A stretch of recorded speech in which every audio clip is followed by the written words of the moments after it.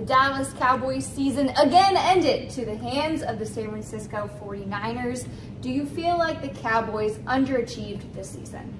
They're the third best team in the NFC. That is something.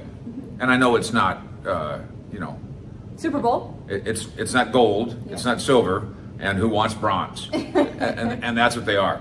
They're better than they were a year ago. We've heard a lot of people say, well, it's the same because they lost to the 49ers as they did a year ago. But it's not the same. They advanced in the playoffs, so that's something.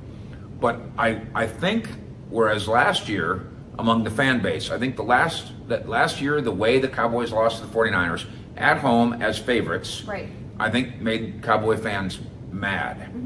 Now, because the way this fell apart, scoring 12 points, Dak Prescott and the contract and 2 interceptions, and we're not going to throw interceptions anymore. Don't worry about that. And then the 2 interceptions.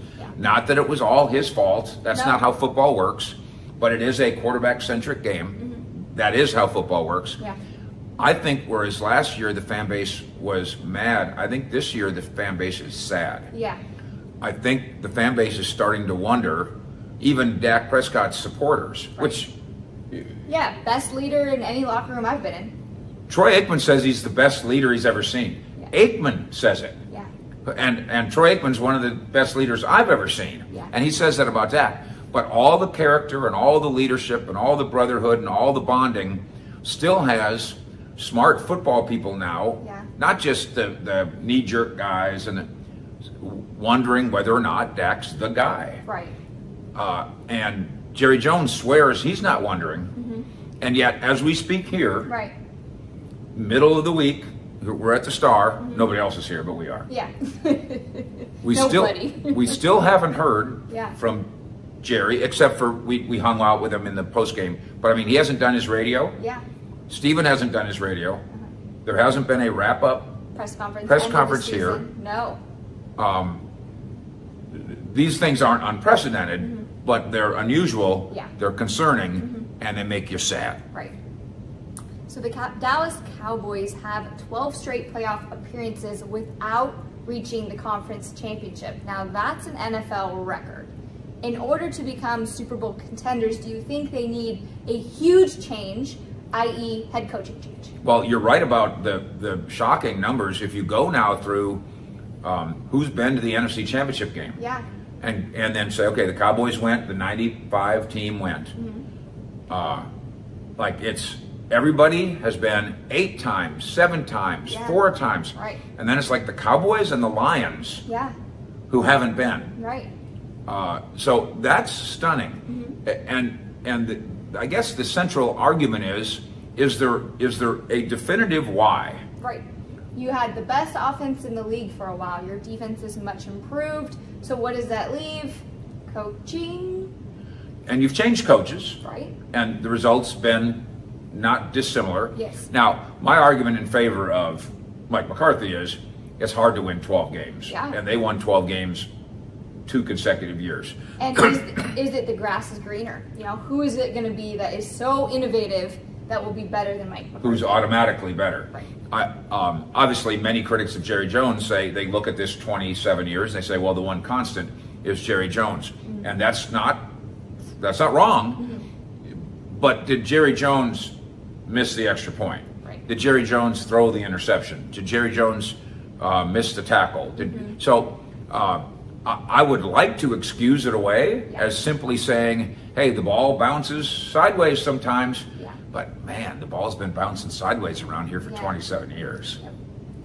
Let's talk about Tony Pollard's injury. How does the timeline of his rehab line up with free agency for him? Yeah, it's really tricky at running back here, and there's 3 chapters to it, or maybe more.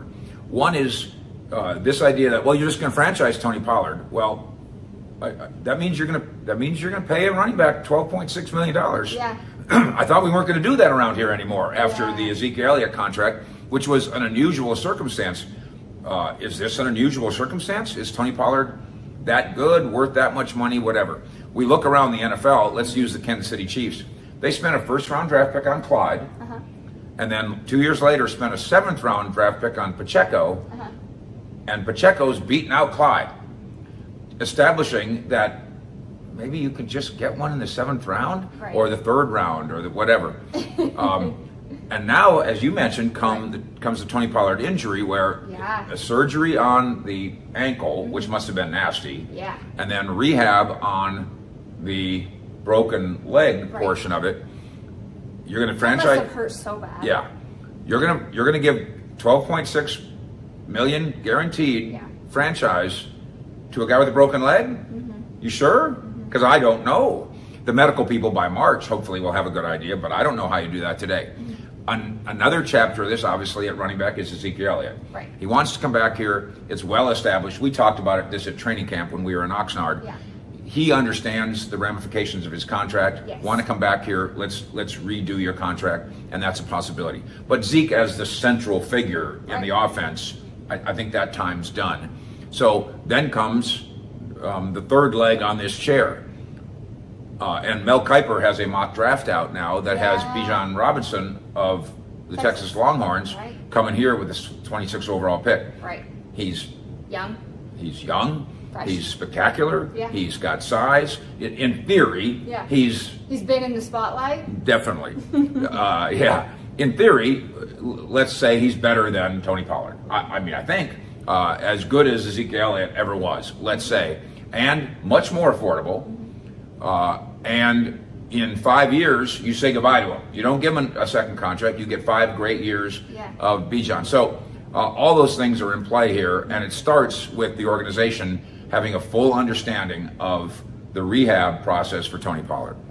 Quarterback Dak Prescott threw 2 interceptions in the season-ending loss to the San Francisco 49ers. Now, he's as great as a leader in a locker room as I've ever seen, Troy Aikman's ever seen, but is it fair to say that Dak's play on the field regressed this season? Yeah, he did a thing in his post-game press conference, and I'm sitting there in San Francisco, and he says, I promise you I won't throw this many interceptions last year. I'm going, no, I guarantee you won't. Because it'd be impossible to do that again. Jameis Winston that year with Tampa had 30 touchdowns and 30 interceptions in 16 games. And had Jameis Winston after that year said, I promise you next year I won't throw 30 interceptions, like, of course you won't. It's mathematically impossible. So that's a pretty low bar, frankly. And I'm not trying to insult Dak here. That's a pretty low bar to say, I promise you next year I won't lead the league in interceptions. I bet he won't either. But this building needs to get to the bottom of, is that Dak's vision, Dak's judgment, Dak's arm? Is it injury related? I don't think so, but the conspiracy theorists do. Is it his receivers didn't get separation? They're not good enough. Is it so he's trying to force the ball into a too small window? Should they, and one of my theories is, maybe they should dial back this offense. Maybe they shouldn't ask him to do so much. I don't have these answers. You don't have these answers. But this building with, they had 7 quarterback coaches around here on the coaching staff. This building needs to figure out that answer. That might be the #1 thing, because you're not trading him. You're not cutting him. He's your quarterback. This is a bed that you made. Now, how are you going to make the bed firm and crisp? Clean sheets on the bed is what they need around here. Love it.